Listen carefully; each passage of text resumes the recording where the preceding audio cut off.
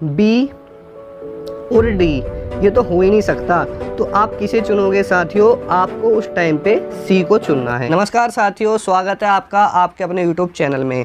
अब आप सोच रहे होंगे क्या ऐसी भी कोई ट्रिक होती है जिससे तुक्के सही हो जाएं? जी हाँ, बिल्कुल होती है और ये प्रूफ हुआ है साइंटिफिक चीज़ों से, ठीक है। लेकिन इसकी क्या कंडीशन होती है, किस कंडीशनों में तुक्के लगाए जाते हैं और हमारे तुक्के सही निकलते हैं, वो आपको पता होना ज़रूरी है। आप किसी भी एग्ज़ाम की तैयारी कर रहे हो, वनडे एग्ज़ाम की, XYZ टोटल, ठीक है, ये ट्रिक आपकी 100% काम करेगी। लेकिन क्या कंडीशन रहेगी वो आपको जानना जरूरी है। साथियों, यदि आप चैनल पर नए हो तो चैनल को सब्सक्राइब कर लेना, प्रेस कर लेना बेल आइकन को। आपको इस चैनल पर ऐसी ही इंटरेस्टिंग वीडियोस मिलती रहती हैं जो कि आपकी लाइफ में काफ़ी इंपॉर्टेंस रखती हैं। तो चलते हैं अपने टॉपिक की तरफ। अगर देखा जाए तो आपके एग्ज़ाम के दो मोड होते हैं, यानी मोड ऑफ एग्जामिनेशन, परीक्षा के प्रकार, ठीक है। एक होता है ऑनलाइन CBT, जिसमें कुछ ऐसे एग्ज़ाम होते हैं जिसमें नेगेटिव मार्किंग होती है और कुछ में नेगेटिव मार्किंग नहीं होती। दूसरा होता है हमारा ऑफलाइन, जो कि OMR सीट पे होता है,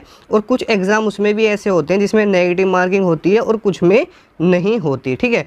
अब हम जान लेते हैं किस कंडीशन में हम इस ट्रिक का इस्तेमाल करते हैं, और साथ ही बात करेंगे हम पहले नो नेगेटिव वालों की, यानी जिस एग्ज़ाम में नेगेटिव मार्किंग नहीं होती उसमें कैसे तुक्का लगाना है, उसकी क्या कंडीशन है। देखिए, सबसे पहली बात यह है कि क्या कंडीशन होती है। देखो, कंडीशन वो होती है, मान के चलो आपके एग्ज़ाम में 100 क्वेश्चन है, ठीक है, और 100 क्वेश्चन में से आपने लगभग 55 या 60 क्वेश्चन कर दिए हैं, और अब आपके जो बचे हैं वो 40 क्वेश्चन बचे हुए हैं, ठीक है।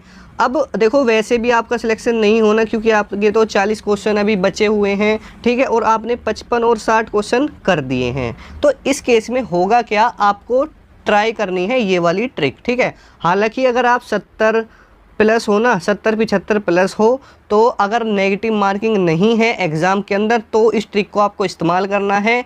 अगर आपने 70 से 75 क्वेश्चन को अटेम्प्ट कर लिया है 100 में से, और एग्ज़ाम के अंदर नेगेटिव मार्किंग है, तो आपको ट्राई नहीं करना है, ठीक है। मैं उसके लिए भी अलग चीज़ बताऊंगा, यानी जिसमें नेगेटिव मार्किंग होगी उसमें आपको किस ट्रिक का इस्तेमाल करना है। अभी जो हम देख रहे हैं वो देख रहे हैं ऑनलाइन एग्ज़ाम में, जिसमें नो नेगेटिव मार्किंग, जिसमें नेगेटिव मार्किंग नहीं होती है, ठीक है। तो साथियों, मान के चलो 100 क्वेश्चन में थे, आपने 55 में 60 क्वेश्चन को कर लिया है, अब आपके बच जाते हैं लगभग 40 क्वेश्चन। तो अभी आपके एग्ज़ाम के अंदर नेगेटिव मार्किंग नहीं है, तो आपको क्या करना है देखिए, ठीक है। सपोज़ कीजिए आपने किया क्या कि 100 क्वेश्चन थे।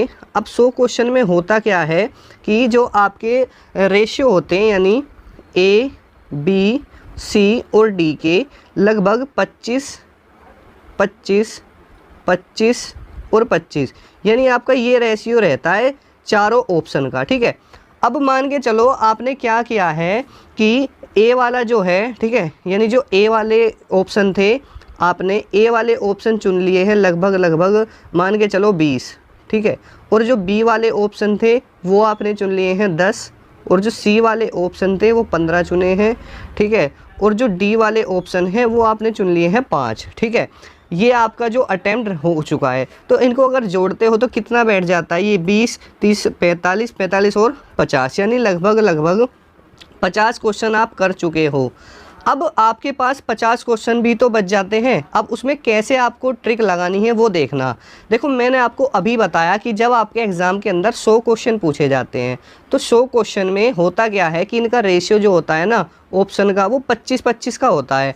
अब आपने जब ए ऑप्शन के 20 क्वेश्चन कर लिए हैं, तो सबसे कम प्रोबेबिलिटी रह जाती है ए ऑप्शन के सही होने की, ठीक है। अब सी देखो, सी में भी आपने 15 कर लिए हैं, तो सबसे ज़्यादा प्रोबेबिलिटी जो है ना वो बी की और डी की रह जाती है, ठीक है। लगभग अगर देखा जाए तो सबसे ज़्यादा जो प्रोबेबिलिटी है वो डी की है। अगर आप बचे हुए क्वेश्चन में क्या करोगे मैं आपको बता देता हूँ, ठीक है। दूसरे पेज पे चलते हैं। मान के चलो अब आपके सामने ये ऑप्शन है, ठीक है। आपको मैं 2 ट्रिक बताऊंगा, ध्यान से समझना। अब आपके पास 50 क्वेश्चन रिमेन रह चुके हैं, ठीक है। जैसा कि मैंने आपको बताया कि जो डी है उसमें डी ऑप्शन के आपने मात्र 5 क्वेश्चन सही करे हैं, ठीक है। आपके पास अभी 20 बच जाते हैं। अगर आप उन 50 में सब में डी लगाओ ना, तो भी लगभग आपके 15 से 18 क्वेश्चन सही हो जाएंगे। आप मेरी बात को समझ पाए? यानी आपने क्या रेशियो बनाया था, यानी ए के मान के चलो आपने 20 कर लिए, बी के मान के चलो 10 कर लिए, सी के 15 और डी के कर लिए 5।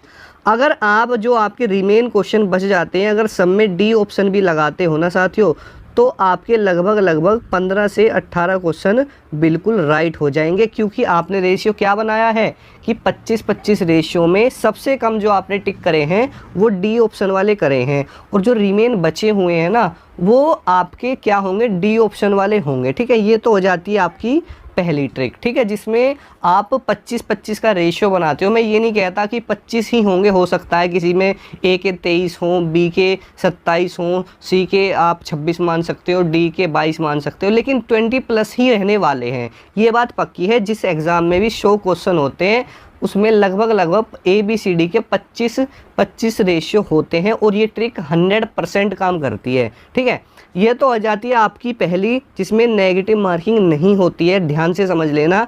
अभी हम नेगेटिव वाले की बात नहीं कर रहे हैं। ठीक है, अब एक ट्रिक और मैं बताता हूँ आपको। दूसरी ट्रिक क्या रह जाती है, देखो दूसरी ट्रिक एक और रह जाती है कि मान के चलो आपने करा क्या है कि आपने 100 में से लगभग 50 क्वेश्चन अटेम्प्ट कर लिए। ठीक है, 100 में से 50 क्वेश्चन वे अटेम्प्ट कर लिए जिनका आपको 100% पता है कि इसका राइट आंसर यही है। ठीक है, लेकिन होता क्या है कि कुछ क्वेश्चन हमारे ऐसे रह जाते हैं जिसमें हमें चारों में से ये तो पता होता है कि ये वाला ऑप्शन तो बिल्कुल भी नहीं हो सकता, तो लगभग इन तीन में से ही कोई ना कोई होगा। ठीक है, ध्यान से समझना, ये सबके साथ होता है। यानी कुछ क्वेश्चन तो ऐसे होते हैं जो हमें एक्यूरेट पता होते हैं कि हाँ बिल्कुल इसका यही राइट आंसर होगा, लेकिन कुछ क्वेश्चन ऐसे आ जाते हैं जिसमें हमें पक्का श्योर होता है कि इसका ये वाला ऑप्शन तो हो ही नहीं सकता, इन तीनों में से एक होगा। ठीक है, दूसरा होता है कि आपको 2 पता होता है कि इन 2 में से तो कोई भी नहीं हो सकता, इन 2 में से ही होगा। ठीक है, तो देखो उस टाइम पर आपको क्या करना है, ध्यान से समझना। ठीक है,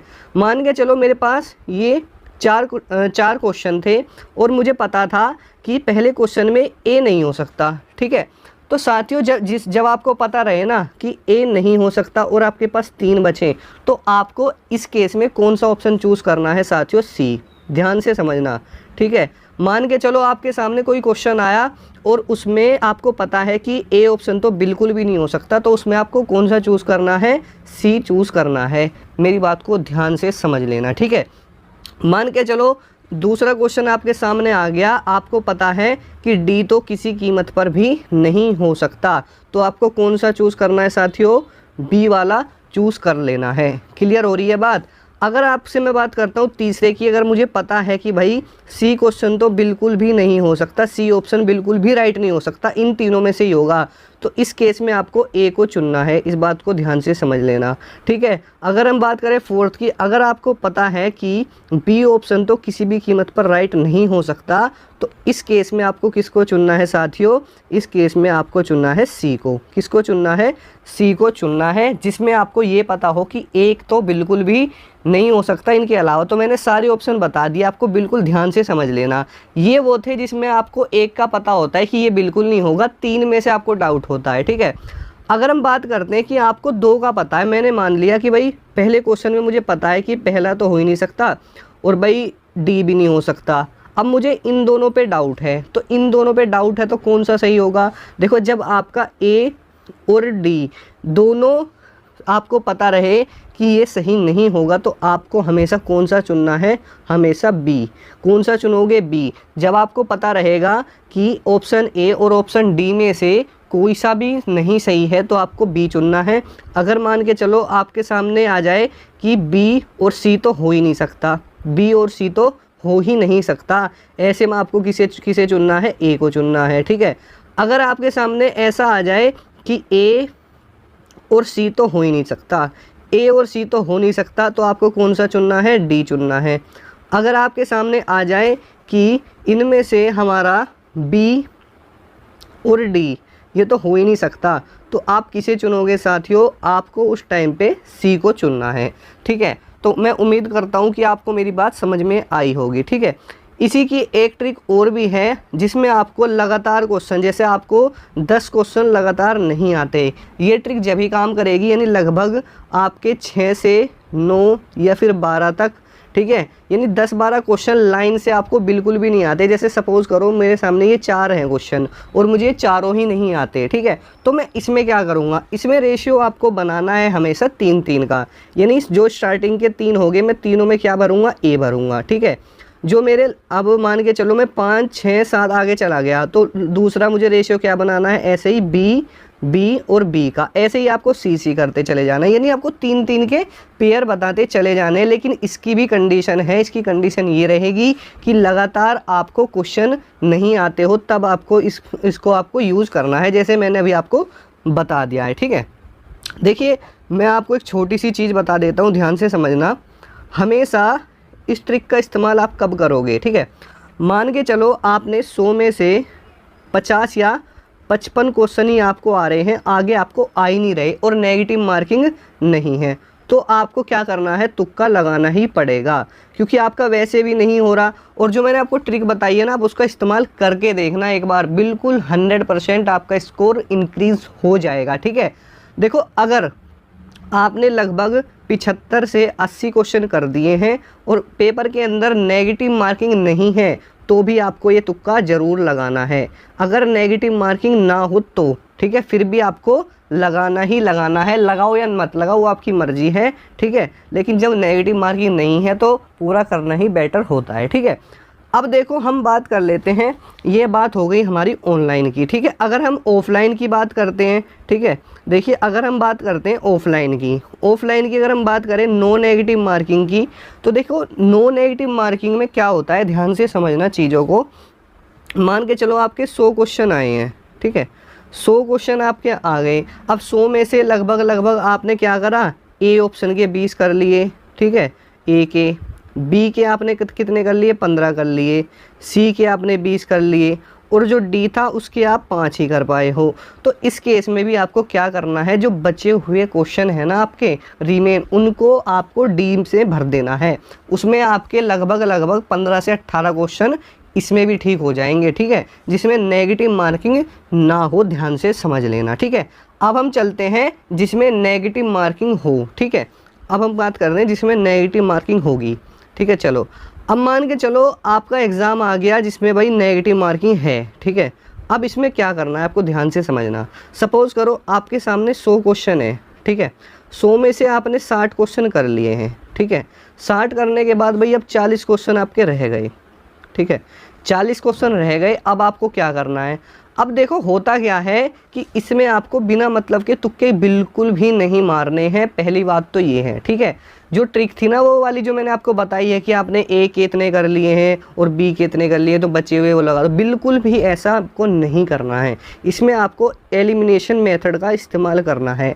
अब वो मेथड क्या होती है मैं आपको बता देता हूँ, थोड़ा ध्यान से समझना। मान के चलो आपके सामने क्वेश्चन आया, ठीक है।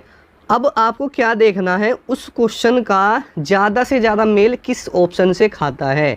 यानी आपके सामने मान के चलो 4 ऑप्शन आ गए, ठीक है, आपके सामने 4 ऑप्शन हैं, ठीक है। तो आपको क्या देखना है कि जो आपका क्वेश्चन दिया हुआ है उसका सबसे ज़्यादा मेल किस ऑप्शन से खाता है। पहला पॉइंट तो आपको ये देखना है, नोट कर लेना।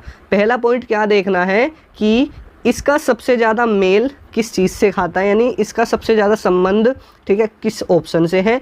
दूसरा, ऑप्शन में सबसे ज़्यादा अच्छी क्वालिटी या फिर आप कह सकते हो कि जिसे बार बार इस्तेमाल किया जाता है वो कौन सा ऑप्शन है, ठीक है। यानी एक होता है ना कि चारों ऑप्शन में से कोई एक होता है जिसमें एक अच्छी क्वालिटी होती है और सबसे ज़्यादा, ठीक है। तो आपको उस ऑप्शन को चूज़ करना है, हमेशा याद रखना, ठीक है। आपको 2 चीज़ें देखनी है। आप देखो तैयारी करते हो तो इतना तो भाई आपको थोड़ा सा पता होना चाहिए कि भाई हाँ कौन सा ऑप्शन है जिसका उससे संबंध है, और दूसरी चीज़ इन चारों में कौन सा ऐसा ऑप्शन है जो कि इससे ज़्यादातर मेल खा रहा है, और दूसरी चीज़ वो चारों ऑप्शन में सबसे अच्छी क्वालिटी वरीयता किस ऑप्शन की है। इतना तो आपको देखो पता होना ज़रूरी है नेगेटिव मार्किंग के केस में, ठीक है। क्योंकि बिना मतलब तो नेगेटिव मार्किंग करना पागलों वाली आदत होती है। मैं तो आपको कहूँगा नहीं कि आप नेगेटिव मार्किंग में जो है तुक्के मारिए, ठीक है।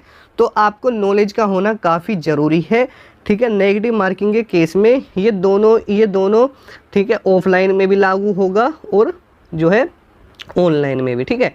होता क्या है, जब हम एग्ज़ाम करते हैं ना तो हम 50-60 क्वेश्चन तो आराम से कर लेते हैं, 50 तक तो आराम से पहुंच जाते हैं। लेकिन होता क्या है, उसके बाद जाने में प्रॉब्लम आती है। कारण ये होता है कि उसमें कुछ क्वेश्चन तो एवरेज होते हैं, ठीक है, कुछ क्वेश्चन इजी होते हैं और कुछ क्वेश्चन होते हैं हार्ड। तो बच्चे जो इजी तो सब कर लेते हैं, जो एवरेज बच्चे होते हैं वो एवरेज क्वेश्चन कर लेते हैं, लेकिन जो हार्ड होते हैं ना वो वही बच्चा कर पाता है जो कि तैयारी करता है। और यही हार्ड उनको क्या दिलाता है, सिलेक्शन दिलाता है। तो भाई जिसमें, और ये जो हार्ड है ना, इसमें आपकी नॉलेज के साथ साथ प्लस स्मार्ट आपकी थिंकिंग भी काम करती है। वो कैसे करती है कि भाई एलिमिनेशन मेथड मैंने आपको भी बता दिया, ठीक है, समझ रहे हो आप मेरी बात। यानी आपको पता होना चाहिए कि किस चीज़ का संबंध ज़्यादा से ज़्यादा उस चीज़ के साथ है, ठीक है। इसके लिए आपको पढ़ना तो पड़ेगा ही, ठीक है। दूसरी चीज़ मैं आपको बता देता हूँ, ये तो बात रहती है जिसमें 100 क्वेश्चन आते हैं, कुछ क्वेश्चन आपके जो एग्ज़ाम है ऐसे हैं जिसमें 150 क्वेश्चन आते हैं। तो उसमें 35-35 का रेशियो होता है, कितने का, 35-35, 37, ऐसा रेशियो आपका देखने के लिए मिल जाता है, ठीक है। तो साथियों मैं आपसे एक चीज़ और कहना चाहूँगा, देखो आप किसी भी एग्ज़ाम में जाएं, पहली बात तो ये है कि तुक्के के भरोसे बिल्कुल मत जाए। सबसे बड़ी बात होती है आपकी मेहनत, ठीक है, मेहनत और तैयारी, ठीक है। अगर आप तैयारी करोगे तो आपको तुक्के की ज़रूरत नहीं पड़ेगी। ये बात सिर्फ उनके लिए है जब बिल्कुल एक वो केस आ जाता है कि भाई अब तो सिलेक्शन होना ही नहीं है, यानी हम तो 50 पर ही रुक गए हैं, ठीक है। तो देखिए बिना मेहनत के कुछ भी नहीं मिलता, तो इसलिए मेहनत करिए, पढ़िए, ठीक है, उससे ही आपको सिलेक्शन मिलेगा। साथियों अगर आप हमारी चैनल पर नए हैं तो चैनल को सब्सक्राइब कर लेना, वीडियो अच्छी लगी हो तो लाइक करें और एक कमेंट जरूर करें। मिलते हैं नेक्स्ट वीडियो में। जय हिंद, जय भारत।